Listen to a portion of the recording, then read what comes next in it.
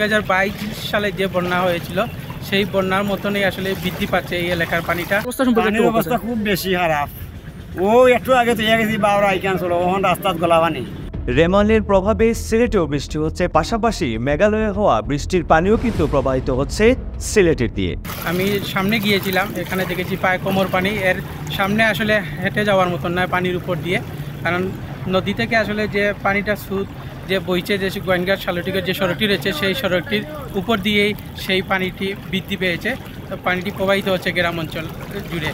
ঘূর্ণিঝড় রেমালের প্রভাবে সিলেট অঞ্চল ও সীমান্তবর্তী ভারতের মেঘালয় রাজ্যে ধারাবাহিক বৃষ্টিপাতের ফলে সিলেটে সুরমা কুশিয়ারা সারিগোয়াইন নদী 3টি পয়েন্টে বিপদসীমার অতিক্রম করেছে।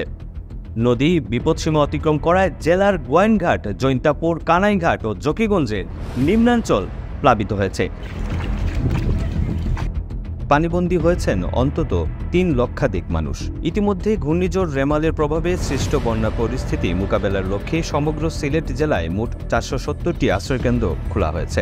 এর মধ্যে গোয়াইনঘাটে 56টি, জৈন্তাপুরে 48টি, কানাইঘাটে 18টি, কোম্পানিগঞ্জে 35টি ও জকিগঞ্জে 58টি। বন্যায় প্লাবিত হয়েছে সিলেট তামাবিল মহাসড়ক সহ এই 4 উপজেলার গুরুত্বপূর্ণ অনেক সড়ক। এতে ব্যাহত হচ্ছে যোগাযোগ ব্যবস্থা।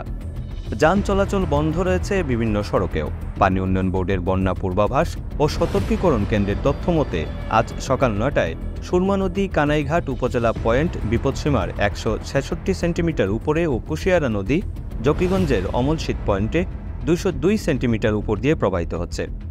এছাড়াও সিলেটের জৈন্তাপুর উপজেলায় সারি নদী বিপদসীমার 95 সেন্টিমিটার উপর দিয়ে এবং গোয়াইনঘাট উপজেলায় সারিগোয়াইন নদী 69 সেন্টিমিটার উপর দিয়ে প্রবাহিত হচ্ছে।